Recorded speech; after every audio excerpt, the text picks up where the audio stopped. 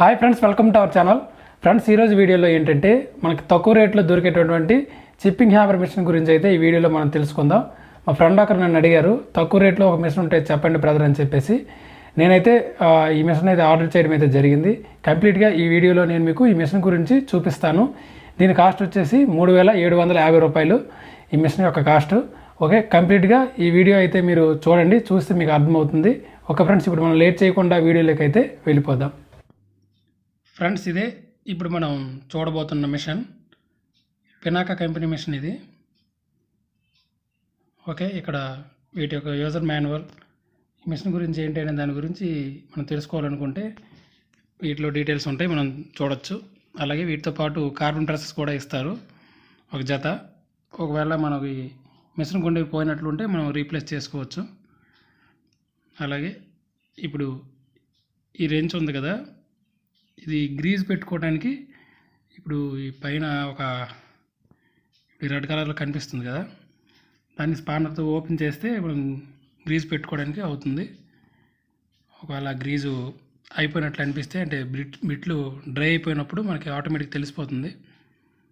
అలాగే వీటితో పాటు ఇది ఫ్లాట్ సెజల్. ఇది మనం ఏదైనా గాడీలు చేయాలంటే దీంతో పాటు మనం చిప్పింగ్ చేసుకోవచ్చు. అలాగే ఇది పాయింట్ సెజల్. ఇది ఏదైనా కాంక్రీట్ని మనం చిప్ చేయడానికి అయితే ఉపయోగపడుతుంది. అంటే చిన్న చిన్న కాంక్రీట్లు ఏమైనా మనం ఇంత చిప్పింగ్ చేయడానికి మాత్రమే ఉపయోగపడుతుంది. ఎక్కువగా మనం ఎలక్ట్రికల్ పైపింగ్ కానీ ప్లంబింగ్ కానీ చేసుకోవడానికి అయితే ఫ్లాట్ సెజల్ వేసి ఉపయోగించుకోవచ్చు. ఓకే, ఇప్పుడు మిషన్ యొక్క డీటెయిల్స్ చూద్దాం.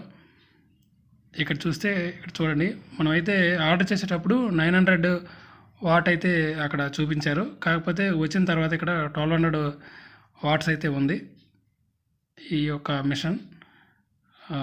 మరి రిటర్న్ ఎందుకు పెట్టడం అని చెప్పేసి ఉంచేసాం. 16 amps యొక్క ప్లగ్ టాప్ అయితే దీనికి ఇవ్వడం జరిగింది. కేబుల్ ఒక 1.5 మీటర్ అయితే ఉంటుంది. ఓకే, పర్లేదు. కాకపోతే ఈ వైర్ని అయితే మనం ఎక్స్టెన్షన్ చేసుకోవాలి. ఒక 10 మీటర్లో ఇలా పెట్టుకుంటే మనం ఈజీగా ఉంటుంది, ఈ ప్లగ్తో పని లేకుండా. ఓకే, ఈ యొక్క చెక్ సైజ్ కూడా ఈ విధంగా ఉంటుంది. ఎక్కువగా మనం పెద్ద బిట్ వేసి ఉపయోగించుకుంటే ఈ మిషన్ లోపలికైతే డస్ట్ వెళ్ళకుండా ఉంటుంది. ఓకే, ముందు పాయింట్ సైజులు వేసి చూద్దాం చిప్పింగ్ చేసి. ఇప్పుడు ఆన్ చేద్దాం. ఇప్పుడు చూద్దాం.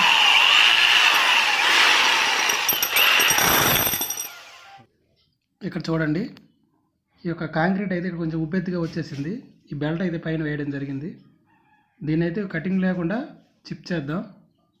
మనకి ఏ విధంగా చిప్పింగ్ అవుతుంది ఏంటి అనే దాని గురించి తెలుస్తుంది.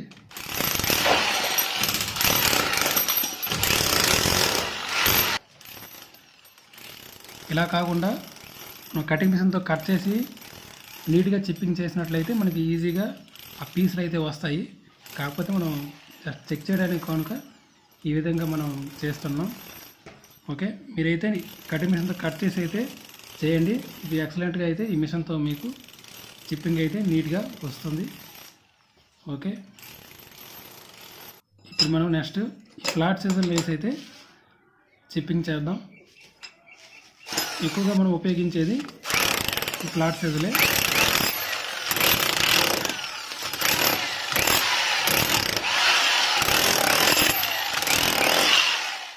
ఈ ఫ్లాట్ సైజులతో అయితే చాలా ఈజీగా వర్క్ అయితే అవుతుంది.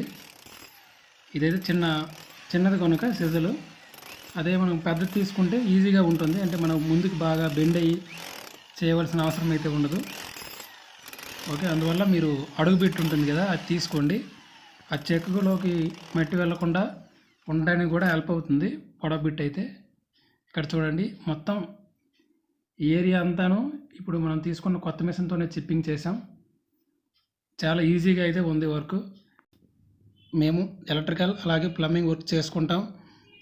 ఒక మంచి మిషన్ అనుకునే వాళ్ళు అయితే మాత్రం ఈ మిషన్ అయితే తీసుకోవచ్చు.